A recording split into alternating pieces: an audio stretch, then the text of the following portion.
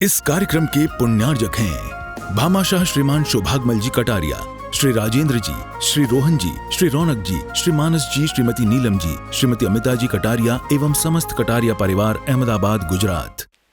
एक भिक्षुक पात्र हाथ में लिए भिक्षा मांगने के लिए गया है। भिक्षा देने के लिए लोग आतुर हैं। छोटी सी उम्र का है, प्रसन्न वदन है, दिव्य तेज है चेहरे पर, लेकिन जैसे ही डालते हैं, डालना चाहते हैं, क्या देखते हैं कि उसके पात्र में कंकर है। पात्र में कंकर है। गुरु ने कहा था कि जो मैं पात्र दे रहा हूं वही तुम्हें लेकर के जाना है और भिक्षा ग्रहण करना है। लोग डालते डालते रुक जाते कि कैसे दें, क्योंकि अंदर में कंकर पड़े हुए हैं। खीर डालेंगे तो सारी खीर बेकार हो जाएगी। वह शिष्य था और गुरु के पास में गया था कि गुरु, मुझे शांति चाहिए, आनंद चाहिए, सुख चाहिए, मेरी उलझने मिट जाए, ऐसा कुछ करिए। तो गुरु ने कहा पहले भिक्षा लेकर के आओ, फिर तुम्हें शिक्षा अवश्य दे दूंगा। और भिक्षा लेने गया था। उसे नहीं मालूम था कि गुरु ने भिक्षा लेने भेजा है या साथ में शिक्षा भी दी है। वो समझ नहीं पाया। लेकिन लोगों ने जब खीर डालने के लिए देखा तो पात्र में कंकर पड़े थे। आखिर एक व्यक्ति ने कह दिया कि भिक्षु जी, हम तुम्हारे पात्र में खीर कैसे डालें, हमारी खीर बेकार हो जाएगी, खाने के योग्य नहीं रहेगी, बेकार चली जाएगी। इसीलिए पहले अपना पात्र शुद्ध करो। बात समझने की है। उस व्यक्ति को बात समझ में आ गई, उस भिक्षु को बात समझ में आ गई। लेकिन प्रश्न है आपसे, आपको यह बात समझ में आई कि नहीं आई? जब तक पात्र शुद्ध नहीं होगा तब तक उसमें चाहे कितनी ही मिष्ट, कितनी ही अच्छी चीज डाल दी जाए, वो सब बेकार हो जाएगी। सबसे पहली आवश्यकता है पात्र शुद्धि की। पात्र शुद्धि कैसे करें? कल आपने देखा था, वह गौतम गणधर, इंद्रभूति अभी गणधर नहीं हुए हैं, जिनके भीतर में अनंतानुमंदी मान कषाई थे। मिथ्यात्व का घटाटोप अंधकार छाया हुआ था।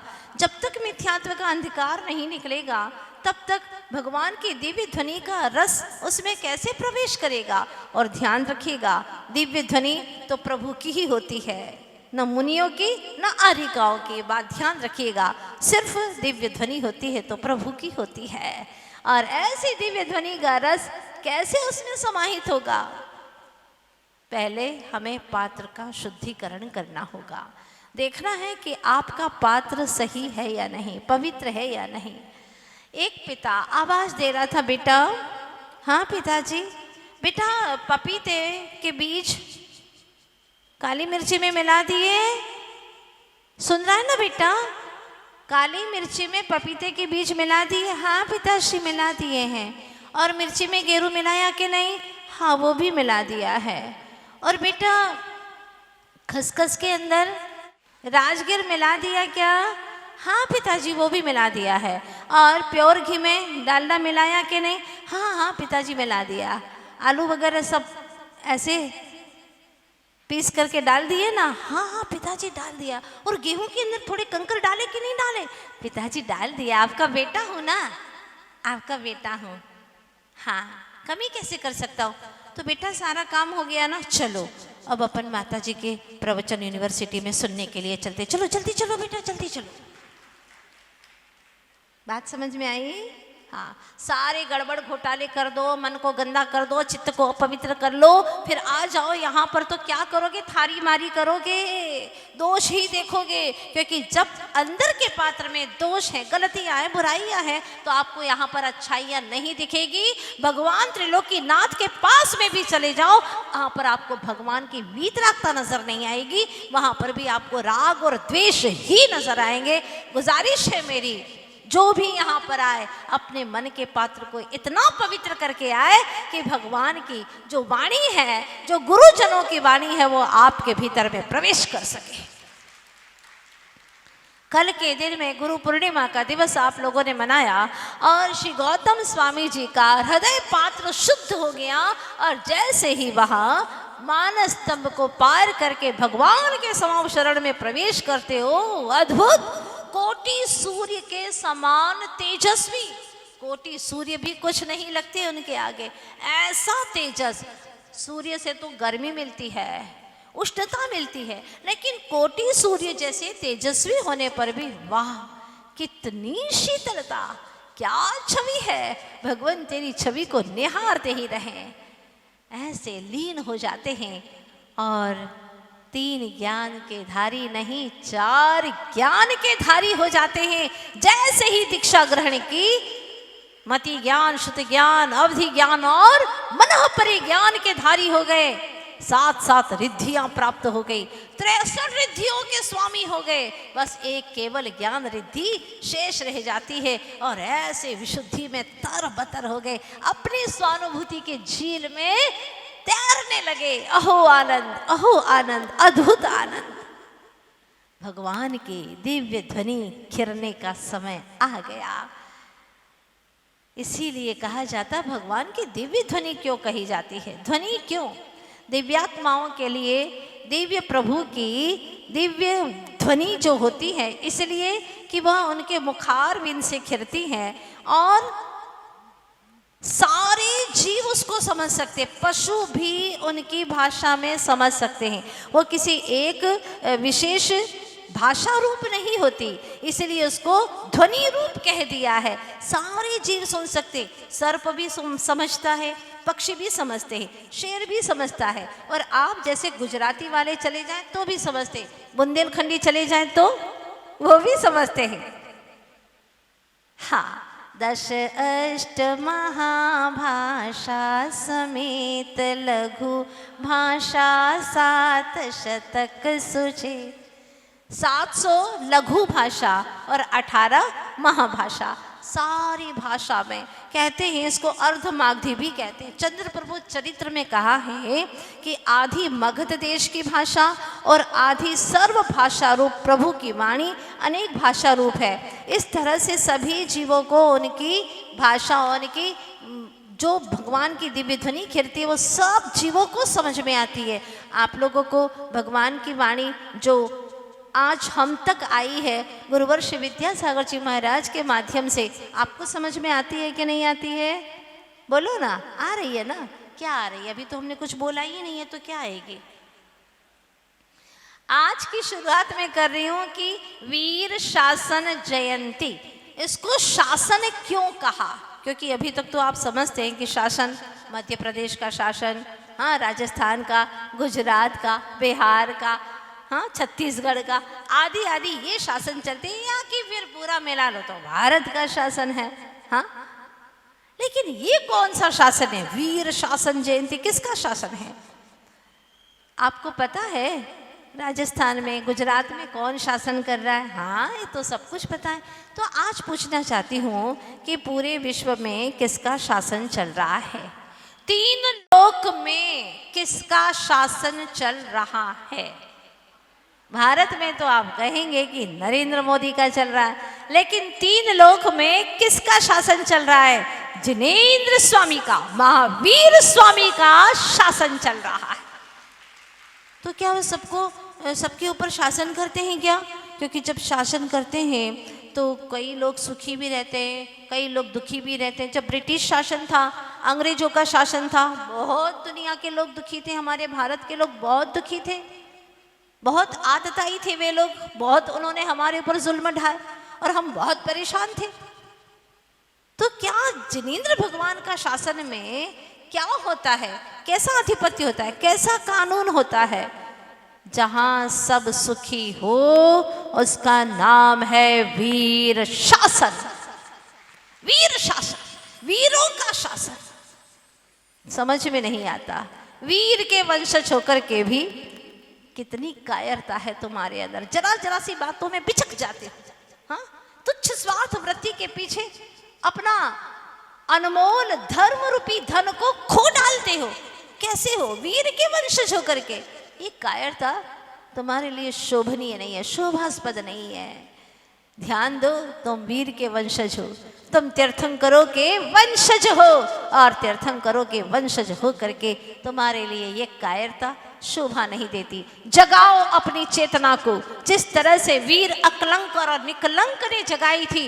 कहा था एक छोटे छोटे से बच्चों ने, 16 और 18 वर्ष के बच्चों ने जब नालंदा विश्वविद्यालय में पढ़ने के लिए गए और वहां के गुरुओं ने जब समझ लिया कि ये बौद्ध नहीं, ये जैन है, अब किसी न किसी प्रकार से या तो वो अपना धर्म स्वीकार करे, हमारा धर्म स्वीकार करे, या कि फिर उनकी जान ही ले ली जाए, ये दोनों बातें तय की गई। पूछा कि तुम हमारा धर्म स्वीकार करो, उन्होंने कहा कदापि नहीं हो सकता, स्वप्न में भी नहीं हो सकता।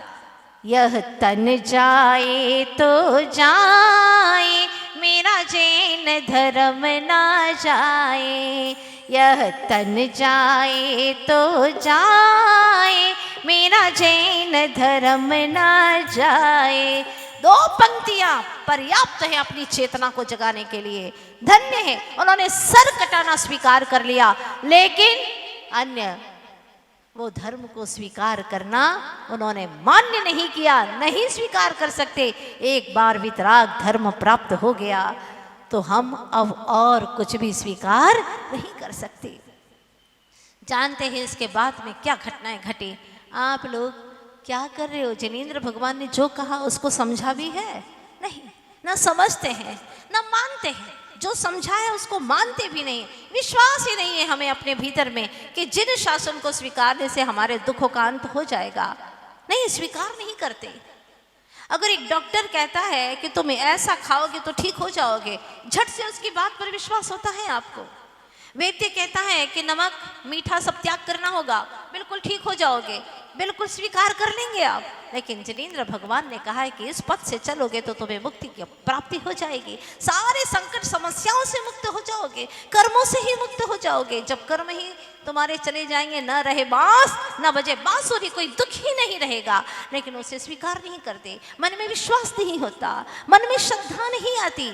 जबकि जिनेंद्र भगवान कभी भी असत्यवादी नहीं हो सकते। वो वीतरागी हैं, वो सर्वज्ञ हैं, वो कभी भी असत्यवादी नहीं हो सकते। जो भी जैनागम में लिखा है, एक एक अक्षर बिल्कुल सत्य कहा है। उनकी शासन की व्यवस्था बिल्कुल व्यवस्थित है। क्यों?